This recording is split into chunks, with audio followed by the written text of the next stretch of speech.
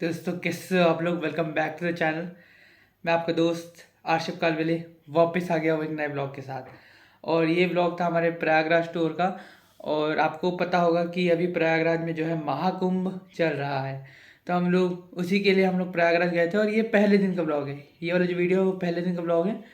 तो पहले मैंने सोचा था कि मैं एक लॉन्ग वीडियो बनाऊंगा, एक लंबी वीडियो बनाऊंगा जिसमें मैं जो सारे क्लिप्स है उनको एक साथ मर्ज कर दूंगा। लेकिन बाद में मैंने सोचा कि यार मैं ऐसा करूंगा तो जो वीडियो है बहुत ही लेंदी हो जाएगी और शायद जो व्यूअर्स है वो बोर हो जाए। इसलिए मैंने सोचा है कि जैसे मैंने I am Bangalore BBA DB के ब्लॉग को अलग अलग पार्ट्स में रिलीज़ किया था कि यार पार्ट 1 डे 1 का, ठीक है, डे के हिसाब से, तो वैसे ही मैं इस ब्लॉग को भी डे के हिसाब से रिलीज़ करूँगा कि 30 जनवरी, 31 जनवरी, 1 फरवरी, 2 फरवरी, इस तरीके से अलग अलग दिन को मैं अलग अलग वीडियोज़ में कवर करूँगा। तो इस वीडियो में एक एक चीज़ है कि एक लिमिटेशन था कि हम लोग बस के थ्रू ट्रैवल कर रहे हैं और हम लोग बस के थ्रू जो है अगले दिन पहुंचते। तो वो रिदम ना टूटे इसलिए मैंने अगले दिन के भी कुछ क्लिप्स इस वीडियो में ही इंक्लूड कर दिया है, तो ताकि वो रिदम ना टूटे। तो अब ये वीडियो जो है आप पूरा देखिए और बताइए कि वीडियो कैसा लगा आपको, ठीक है, कि मैं और क्या इम्प्रूव कर सकता हूँ, ठीक है। तो लेट्स गेट टू टॉपिक। हम लोग गए थे प्रयागराज और मेरी मम्मी का जो था बहुत दिन से मन था प्रयागराज जाने का। लेकिन बस एक ही चीज़ थी जो रेजिस्ट कर रही थी और वो थी भाई कि मेरे जो है एग्ज़ाम्स चल रहे थे, पंडित रविशंकर शुक्ला यूनिवर्सिटी के एग्ज़ाम्स। अब अगर आपने मेरे पिछले कुछ व्लॉग्स देखे होंगे तो आप सोच रहे होंगे कि यार ये बंदा तो I am Bangalore BBA DB course का एग्ज़ाम देने गया था, तो उसका ब्लॉग भी इसने डाला था, तो अब ये क्या बोल रहा है कि पंडित रविशंकर शुक्ला यूनिवर्सिटी, मतलब ये कहाँ से आ गया पंडित रविशंकर शुक्ला यूनिवर्सिटी। तो बेसिकली मैं आपको फुल स्टोरी इसकी बताता हूँ क्योंकि मेरे जो कई सारे फ्रेंड्स हैं उनको भी इसके रिलेटेड बहुत सारे डाउट्स हैं। तो चलिए मैं थोड़ा आपको एक्सप्लेन करता हूँ। तो हुआ क्या कि प्रायरली तो मैं एक महाराजा अग्रसेन इंटरनेशनल कॉलेज, ये एक कॉलेज है समता कॉलोनी रायपुर में, तो यहाँ पर मैंने एडमिशन ले लिया था। और ये जो कॉलेज है ये एफिलिएटेड है पंडित रविशंकर शुक्ला यूनिवर्सिटी से, इससे एफिलिएटेड है और उसमें मैंने एडमिशन ले लिया था। बाद में मुझे पता चला कि आई एम बेंगलोर जो है अपना एक ऑनलाइन BBA कोर्स लॉन्च कर रहा है, ऑनलाइन BBA कोर्स लॉन्च कर रहा है और इसका एंट्रेंस टेस्ट जो है वो बहुत ही जल्द कंडक्ट होने वाला है। तो मैंने उस समय उस एंट्रेंस टेस्ट का जो है फॉर्म भर दिया था और फॉर्चुनेटली वो एंट्रेंस टेस्ट भी मेरा निकल गया, वो एंट्रेंस टेस्ट मेरा निकल गया और मैंने इस कोर्स में भी एडमिशन ले लिया। अब इस कोर्स की सबसे अच्छी बात ये थी कि इसको आप एज अ ज़रूरी नहीं कि एज अ प्राइमरी डिग्री ही परस्यू करें, आप एक डिग्री दूसरी डिग्री को भी इसके साथ परस्यू कर सकते हैं, मतलब उसका एज अ सेकेंडरी डिग्री भी रख सकते हैं। तो एक बहुत ही अच्छी चीज़ थी जिसकी वजह से मुझे जो मेरा जो पहला जो कॉलेज था महाराजा अग्रसेन इंटरनेशनल कॉलेज, उसको मुझे छोड़ने की कोई ज़रूरत नहीं थी। मैं जो पंडित रविशंकर शुक्ला यूनिवर्सिटी की डिग्री को भी परस्यू कर सकता हूँ, साथ में ये जो आई एम बेंगलोर की BBA DB डिग्री है उसको भी परस्यू कर सकता हूँ और उसको मैं कर ही रहा हूँ परस्यू। तो जो ब्लॉग डाला था मैंने I am Bangalore BBA DB का ब्लॉग डाला था और ये वाला जो ब्लॉग था, ये मतलब सॉरी, ये वाला जिसका मैं ब्लॉग नहीं डाल रहा हूँ ये पंडित रविशंकर शुक्ला यूनिवर्सिटी के एग्ज़ाम से। अब इसमें कुछ ज़्यादा कुछ एक्सेप्शनल है नहीं, इसलिए मैं इसके ब्लॉग्स नहीं डाल रहा हूँ क्योंकि जो BBA DB के एग्ज़ाम में क्या था, 3 दिन, मतलब 3 एग्ज़ाम जो था वो एक ही दिन में थे, ठीक है। तो उसमें कई सारा टाइम हम लोग को फ्री टाइम भी मिलता था, एक यूनिवर्सिटी भी मिली थी, हम लोग थोड़ा बहुत घूमे भी, इसलिए मैंने उसका ब्लॉग बना दिया। अब जो पंडित रविशंकर शुक्ला यूनिवर्सिटी के एग्ज़ाम है इसमें ऐसा कुछ ज़्यादा कुछ है नहीं एक्सेप्शनल जो मैं आपको दिखा पाऊँ। बेसिकली स्कूल्स के एग्ज़ाम जैसे ही है कि आपको सेंटर पे जाना है, एग्ज़ाम्स देना है, सेंटर से वापस आना है। अब उसमें मैं कुछ ब्लॉग बना नहीं सकता, ठीक है। तो that's it, let's get back to the topic. तो टॉपिक था कि मेरी मम्मी का कई दिनों से मन था, तो अब ये जो प्लानिंग है ये एग्जीक्यूशन तक कैसे पहुंचा ये हम देखते हैं।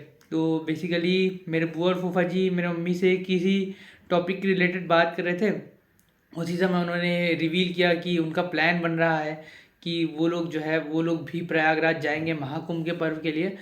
तो उस समय तो मम्मी ने जो है मना कर दिया था। वो मना क्यों किया था, एग्ज़ाम्स चल रहे थे मेरे, इसलिए मना कर दिया था, ठीक है। बाद में मेरी मम्मी की बात मेरे नाना जी से होती है। मेरे नाना जी, उनको अभी तक मेरी मम्मी जो है सोच रही थी कि ये कुंभ है 12 सालों में एक बार आता है। नाना जी बताया कि ये कुंभ तो है ही, साथ में महाकुंभ भी है। महाकुंभ का अर्थ ये है कि जो कुंभ है वो 12 सालों में एक बार आता है, 12 सालों में एक बार आता है। लेकिन ये महाकुंभ है 12 कुंभों के, जैसे कि ये 1 2 3 4 5 ऐसे करके 12 कुंभों के बाद आता है महाकुंभ। मतलब 12 कुंभों के बाद 144 सालों के बाद, एक कुंभ के 12 साल, तो 12 कुंभ के 144 साल, तो 144 सालों के बाद आता है ये कुंभ, जिसको हम कहते हैं महाकुंभ।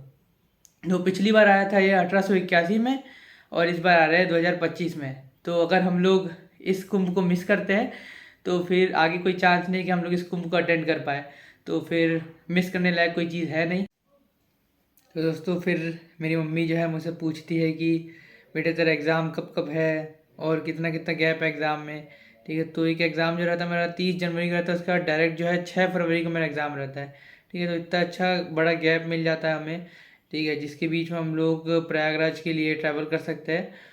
तो और कोइंसिडेंटली जो है हमारी बुआ लोग जो है उनका भी प्लान जो रहता है 30 के दोपहर को निकलने का ही रहता है। तो फिर कोइंसिडेंटली ये भी चीज़ अच्छी हो जाती है, तो फिर हम लोग भी सेम बस में हम लोग भी अपनी टिकट बुक करवा लेते हैं 30 जनवरी की दोपहर का। तो फिर कट टू 30 जनवरी हम लोग, मतलब मैं अपना एग्ज़ाम दे के आता हूँ, फिर हम लोग थोड़ा पैकिंग वगैरह कर लेते हैं, फिर लंच करके हम लोग निकल जाते हैं भाटागाँव बस स्टैंड की तरफ। भाटागाँव बस स्टैंड में हम लोग एंटर होते हैं और सबसे पहले देखते हैं ये वाला पंखा। ठीक है, जो कि बहुत बड़ा है, देख रहे हैं हवा दे रहा है। ठीक है, उसके बाद ये पंखे को देख के हम लोग निकल जाते हैं अपने फैमिली की तरफ, जहाँ हमारी फैमिली गैदर हुई रहती है, बस का वेट कर रही रहती है। ठीक है, साथ में हमें ड्रॉप करने जो है मेरा कज़िन भी आया हुआ रहता है, जिसका नाम आर्यन है। तो उस बेसिकली उसका भी मन बहुत रहता है प्रयागराज जाने का, लेकिन उसके भी प्रैक्टिकल एग्ज़ाम्स चल रहे रहते हैं, जिसकी वजह से वो ट्रैवल नहीं कर पाता है। तो वो भी आया था हमें ड्रॉप करने का। तो बेसिकली नोटिस क्या करता है कि जिस ट्रैवल्स से हमने जो बस है वो बुक कराई थी, उसी ट्रैवल्स की जो बस है वहाँ पर खड़ी थी जहाँ पे हम लोग वेट कर रहे थे, और वो उसी टाइम पर आई थी जिस टाइम पे हमारी बस आने वाली थी। तो फिर हमारा भाई बोलता है कि देखो भाई आपकी बस आ गई है, देखो बड़ी मम्मी आपकी बस आ गई है, तो आप इसमें चढ़ते क्यों नहीं। तो हमने बताया कि नहीं भाई, हमने जो बुक कराई है वो दूसरी बस है, और ये जो है वो दूसरी बस है। ठीक है, लेकिन बाद में हमें पता चलता है कि नहीं, जो बस हमने बुक कराई थी उसका नाम एक्चुअली रामरथ था। तो ये जो रामरथ हमने बुक कराई थी, ये यहाँ पर रायपुर पर पहुँची ही नहीं थी। कारण क्या था कि जो प्रयागराज में अटक गई थी, प्रयागराज में भगदड़ मच गई थी, इसकी वजह से प्रयागराज में ही वो बस अटके रह गई, और वो प्रयागराज से रायपुर आ ही नहीं पाई। जैसे कि आपने भी रिसेंटली न्यूज़ में सुना ही होगा कि प्रयागराज में भगदड़ मच गई थी, जिसकी वजह से कई सारे लोग घायल हुए, कुछ लोगों की मृत्यु भी हो गई। तो इस भगदड़ की वजह से जो है वो बस भी वही अटकी रह गई। तो अब ट्रैवल्स वाले के पास भी कोई ऑप्शन नहीं था, उन्होंने एक दूसरी बस अरेंज करवाई, जो कि हमको बाद में पता चला। थोड़ी सी बस आगे निकल चुकी थी, लेकिन फिर हमने जो बस ड्राइवर को कॉल किया, फिर वही जो बस स्टैंड के पास ही वो बस रुकी थी, फिर हम लोग उस बस तक वॉक करते हुए गए और उस बस में चढ़ गए। तो इनिशियली तो हम लोग थोड़ा सा डिसअपॉइंटेड रहते हैं, क्योंकि हम लोग जो है मतलब रामरथ ये जो बस थी, ये एक काइंड ऑफ एक लग्जरी बस थी, एक अच्छी फैसिलिटी वाली बस थी, और हम लोग एक हाई एक्सपेक्टेशन लेके गए थे, लेकिन हम लोग को वो मिला नहीं जो हम लोग एक्सपेक्ट कर रहे थे। तो हम लोग थोड़ा डिसअपॉइंट हो गए, जरूर गए थे इनिशियली, लेकिन बाद में हमको भी रियलाइज हुआ कि ट्रैवल्स वाले भी ऐसा कुछ सिग्निफिकेंट कर नहीं सकते थे वहाँ पे, क्योंकि जब बस ही नहीं है, जब बस ही प्रयागराज में अटकी हुई है, तो फिर वो लोग कुछ नहीं कर सकते ना आगे, फिर उन लोग को दूसरी बस अरेंज कराना है, दूसरे बस में ही भेजना पड़ेगा। तो फिर यही है, फिर हमने ट्रैवल किया इसी बस से। और आप एक चीज़ तो ज़रूर जानते होंगे कि जो बसेस है, जो ट्रैवल्स वाली जो बसेस चलती है, तो ये लोग रेगुलर इंटरवल्स में कई सारे ढाबे, रेस्टोरेंट्स या फिर ऐसे कुछ जगहों में रोकते हैं, कुछ नाश्ता खाना, ऐसा कुछ बेसिक नीड्स के लिए। तो वैसे ही हमारी बस चिचोली में एक ढाबे पर रुकी। तो ये देखिए ढाबे में हम लोग क्या करते हैं। चलो गाइस, और ये हमारी बस रुकी है अभी संजय बिहारी ढाबा पे, और आप ये देखिए यहाँ पे एक डॉग इतनी भीड़ भाड़ में आराम भी कर रहा है। तो दोस्तों फिर हमारे जो फैमिली है वो ढाबे में थोड़ा बहुत नाश्ता करती है, और फिर ढाबे के बाहर तरफ आ जाती है चाय वगैरह कॉफ़ी वगैरह पीने के लिए। तो बेसिकली होता क्या है कि मैंने जो आपको डॉग दिखाया था, अभी जो सोते हुए जो डॉग दिखाया था, तो ये डॉग भी वहीं पर रहता है। तो मेरा एक दोस्त क्या करता है कि इसको एक बिस्किट दे देता है, क्योंकि वो चाय बिस्किट खा रहा होता है, तो एक बिस्किट इस डॉग की तरफ भी दे देता है। तो फिर वो बिस्किट खाने का तो डॉग वहाँ से हिलता ही नहीं, फिर वो बिस्किट का इंतज़ार कर रहा है। जैसे कि ये देखो, इस क्लिप में भी आप देखो बिस्किट का इंतज़ार कर रहा है।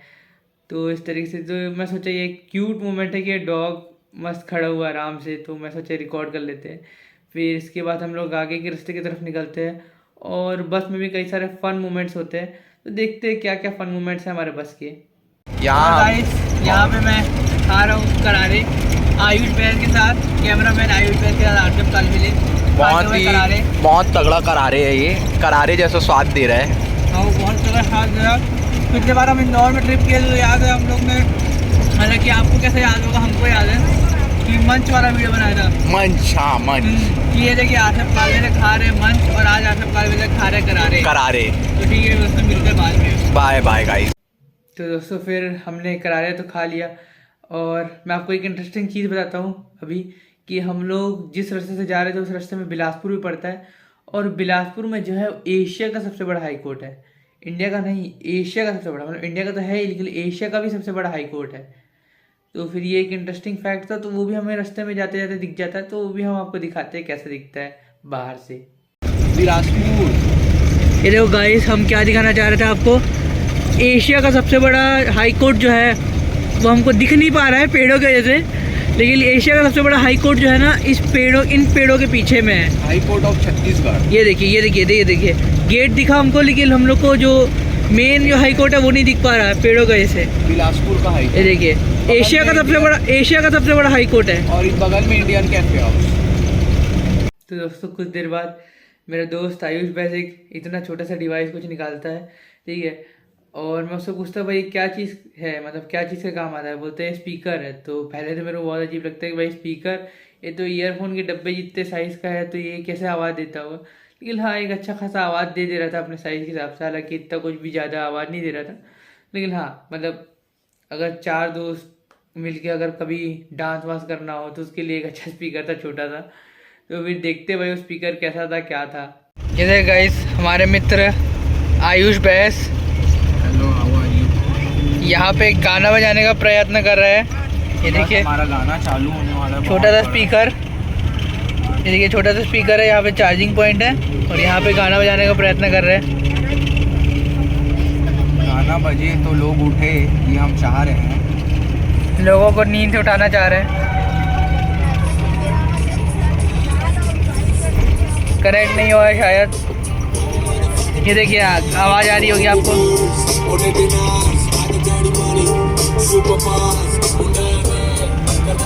देख रहे हो गाइस, बहुत बड़ा स्पीकर लेके घूमते हैं हम साथ में, पूरा रायपुर हिल जाता है। बस तो हिलते हिलते जा रहे हैं, बस तो हिलने वाली ही है।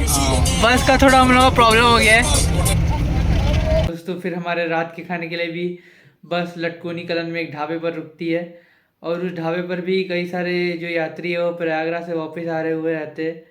तो वो लोग बताते हैं कि भाई अभी भगदड़ मच गई है, क्योंकि तो बसों को बाहर ही रुका जा रहा है ताकि जो है भीड़ को कंट्रोल किया जा सके। 40 किलोमीटर बाहर रुका जा रहा है प्रयागराज के, ठीक है, और कुछ साधन वाधन नहीं मिल रहा। तो फिर हमारे परिवार वाले इसको सुन के थोड़ा टेंस हो गए कि भाई 40 किलोमीटर बाहर रुका जा रहा है ऐसा करके।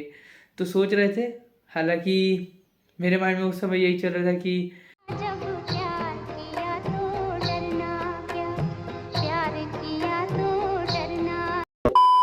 सॉरी थोड़ा अपन लोग फ्लो में इधर उधर निकल गए थे। लेकिन बेसिकली मेरा मतलब वही है कि जब हमने कमिट कर ही दिया तो फिर डरना ही क्या, फिर क्या सोचना, ठीक है। ये सोच के मैं सो गया आराम से, और क्या, ठीक है, सब सो गए।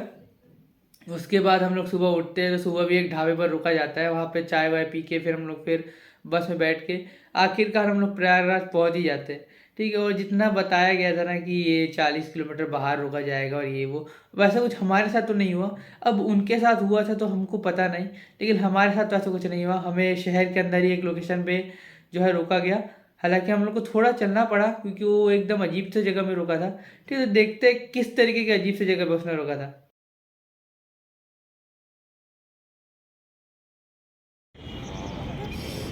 ये देखिए गाइस, यहाँ पे फ़ोटो लिया जा रहा है। तो गाइस फाइनली हम लोग पहुँच ही गए, और देखिए जिस बस में हम बैठे थे वो पीछे आपको दिख रही होगी। तो दोस्तों आई होप कि ये वीडियो आपको पसंद आई होगी, और जो बाकी के जो पार्ट्स हैं, मतलब बाकी का जो हमारा एडवेंचर है, बाकी का जो हमारा टूर है, वो मैं आगे आने वाले ब्लॉग्स में कवर करूँगा। तो फिर भाई आगे आने वाली वीडियो को तो आप बिल्कुल मिस मत करिए। मेरा तो यही एडवाइस रहेगा, क्योंकि वो जो वीडियोस रहेंगे वो इससे ज़्यादा बेटर रहेंगे। अगर आप इसको इस पॉइंट तक देख रहे हो तो मतलब आपने वो इस पूरी वीडियो को देखा है, तो ट्रस्ट मी गाइस, जो अगली वीडियो होने वाली है वो इससे भी ज़्यादा बेटर होने वाली है। तो फिर उसको मिस मत करिए। अगर आप इस वीडियो को एंड तक देख रहे हैं तो उसको बिल्कुल मिस मत करिएगा। So that's it guys, good night, meet you soon.